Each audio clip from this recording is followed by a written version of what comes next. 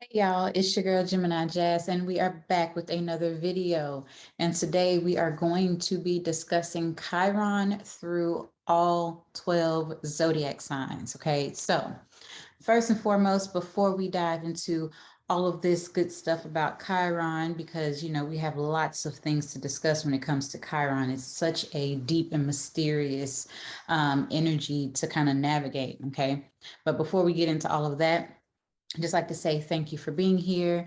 If you are new to my channel, go ahead and hit that subscribe button. If you are returning, welcome back. Thank you for being here. I hope things have been going well on your end and all that good stuff. And I don't have any announcements outside of what I always, kind of suggest. But if you are looking to dive more into what we're going to talk about in this video and get readings or more insight individually on your chart, hit the description box below because I have all of my contact information, my website, my social platforms, so on and so forth. And you can access me and all of my services, including my membership, the Celestial City, that is only $33.33 per month, as well as the readings that I have available at this time. Okay, so now let's dive into this video about Chiron in the signs. So Chiron, what is Chiron, right? Chiron is an asteroid, and we all know about that, right? It's an asteroid, it's not a planet, and it's often referred to as the wounded healer, right? Chiron is connected to our deepest wounds, right? The knowledge and also the healing that comes along with that. So, the self-healers, we all have that ability to heal ourselves. We all have the ability to know what these wounds and whatnot are stemming from. We just have to tap in. So Chiron is utilized in astrology to show us where our emotional baggage is, so to speak. So the lesson that Chiron evolves basically is the ways that we recognize and deal with our deepest wounds, right? Or sometimes how we don't deal with our deepest wounds. And a lot of that comes from our earliest encounters with life, with people, our relating experiences, right? Memories and things that are taught to be hidden, right? Because they are basically deemed unpleasant or not good or harmful or painful. And so therefore they must then be unacceptable.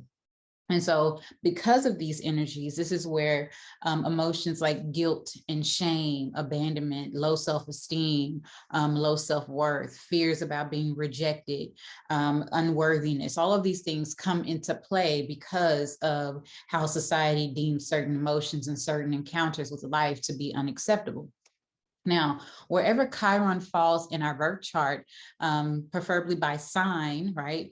First and foremost, you got to recognize the sign, which is why this video is here. So recognize what sign Chiron is, and then you take into account the house placement. Where is Chiron in your house? Like with the first house, second house, eighth house, wherever, because then that gives it a different flavor to what's happening with Chiron being in, just say, Aries, or Chiron in Virgo, so on and so forth. So once you take into account the sign, as well as the house placement, then you have to pay attention to the aspects that it forms with other planets and other houses and whatnot in your chart. So you can recognize by seeing all these things, the area in which we feel vulnerable or quote unquote weak, or these things that might really evoke feelings of low self-esteem and low self-worth that we were previously speaking about. Okay, so Chiron's placement, in turn, what it does is it shines a light on our past hurts, our wounds, things, even such as like childhood trauma, all of those experiences, those ill experiences, from previous, things, even maybe in past life type of situations, depending on where it falls in your chart, right? So this is what we like to call emotional baggage, right? So this is what it's doing is shining a light, so to speak, or revealing, how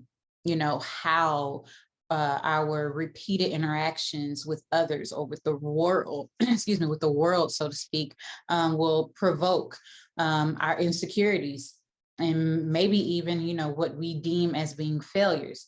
So there's also an option, right? This is where that quote unquote free will comes in, because although it's revealing it, we still have to make a choice to see it, right? So that's kind of where that line goes in between that Chiron energy. Chiron's purpose is to make us realize that our weak spots are not feelings that we can erase or disregard, rather than they are something that need to be embraced. They cannot necessarily be denied, right? We cannot just say, you know, this terrible thing that I feel about myself needs to be ignored, because it only amplifies more of that emotion, more of that feeling, right? So let's think of it this way.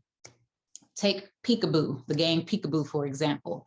Just because you're covering your eyes, it does not mean the person or the thing on the other side of your hand does not exist. You're simply choosing not to see it. So that's the way that we can see Chiron. Chiron gives us an opportunity to recognize that there's something still on the other side of what we can't see. We have to literally just make the choice to pull our hands down and say, I see this for what this is. Now, what are we going to do about it? Facing your fears, facing those insecurities and those feelings of guilt and shame and whatnot. Okay, so if we forget the experience, right, this is how we think. If we forget the experience itself, then our bodies and minds will forget it also. No, that's not the truth, right? Our bodies and minds will still contain that feeling, right, as a sensory or a trace memory. And if you have not read the book, The Body Holds the Number, it goes into more detail about this on a psychological aspect of things, okay? So now, how do we use Chiron for our growth and our gain, right? So all these feelings of shame and guilt and all these low vibrational emotions that we're speaking about, right? But how can we in turn transmute that energy and turn the pain into purpose, right? And making that purpose, or making that all of that lucrative for us and even pleasurable, right? So Chiron's cycle of reoccurrence, basically, Chiron, what it does in turn, it creates these situations, right, in life, these circumstances in life that's going to trigger us. But in turn, the reward comes from Chiron when we learn to integrate our painful experiences, allowing these triggers to invite us to navigate why we're being triggered, where this is stemming from, how can we grow through this, right? And integrate these experiences as a part of our identities, right? So this is turning that pain into purpose and also pleasure. Right. So, but keep in mind that as long as we continue to view these imperfections that need to be removed or purged from us, then we'll continue to see them as flaws in others as well as ourselves, right? Because it's all about mirroring. Every situation and every person in our life is mirroring some aspect of ourselves, right? So, this is going to continue to impact our capacity for relationships and mutual understanding of others if we continue to see Chiron, or continue to see our wounds or these feelings that we have, our insecurities, as flaws, so to speak, okay, instead of using them to empower us to actually help heal other people. So now, without further ado, let's start navigating Chiron through the signs. Hello, my friends. So in this video, we are going to navigate Chiron in the sign of Leo. Okay, so with Chiron in Leo, this placement rules the inner child. It is also the ruler of children, our creativity, our creative self-expression, our joys, our hobbies, and also our romantic life. So with this placement, there's a tendency to have a deep longing to have a child, but you can't, possibly due to a disconnection from your own inner child. And if there are other aspects associated with this placement, then it could be something going on with the body, for example, as to why you can't have children. The inner child is screaming for help, but is so repressed to the point where, you know, the person that has this placement is so deeply unaware that it's there, that it's happening.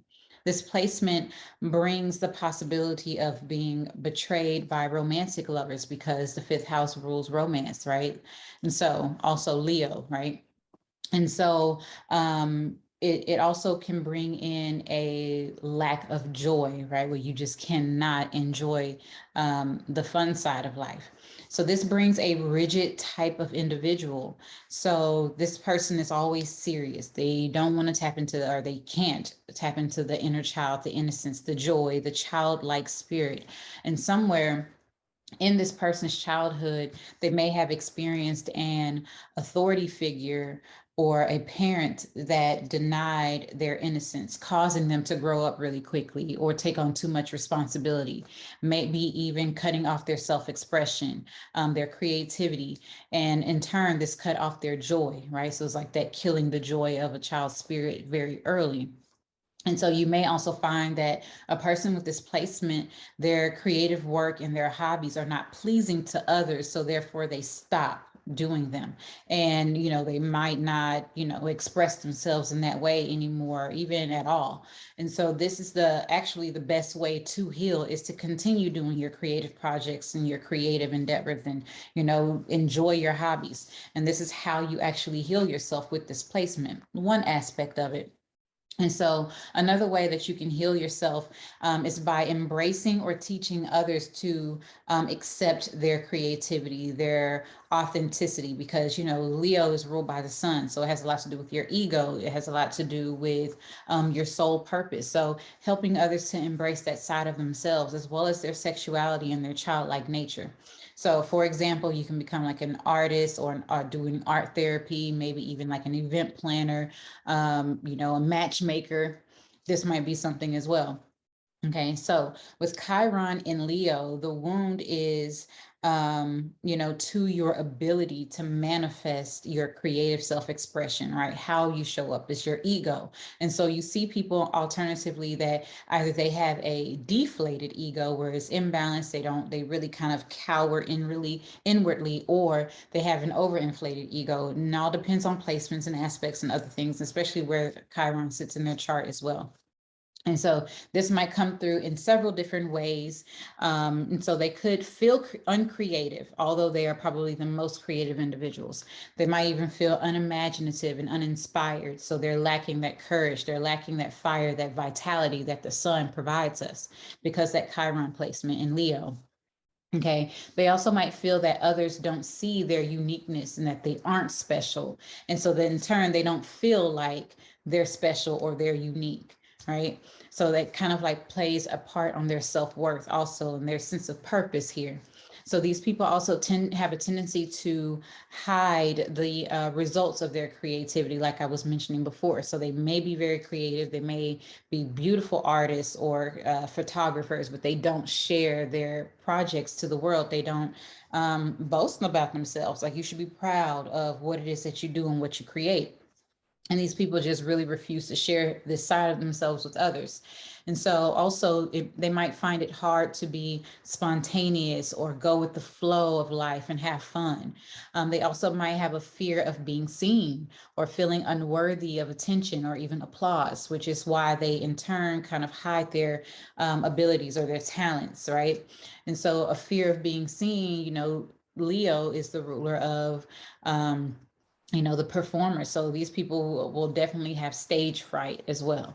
Also, they might try too hard to get recognition on the alternative side. So either they have a fear of being seen, or they have a fear of being or they try too hard to be recognized. And so wanting to be the center of attention, and this can create this self-absorbed type of energy.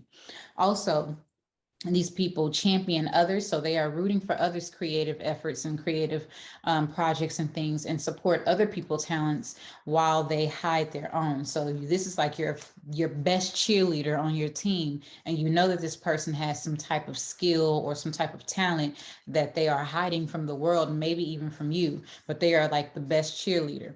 And it has a lot to do with it being easier to focus on other people rather than, focus on yourself and really kind of champion for yourself.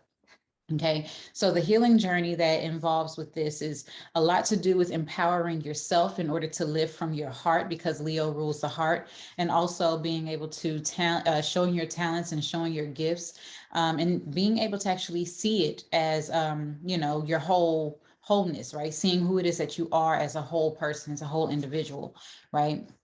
And your gift is alternatively to see the whole of life as a creative act, right? So it's kind of like being able to recognize that this world and, the world is all a stage. That is the best way to kind of put it, and that you play your part.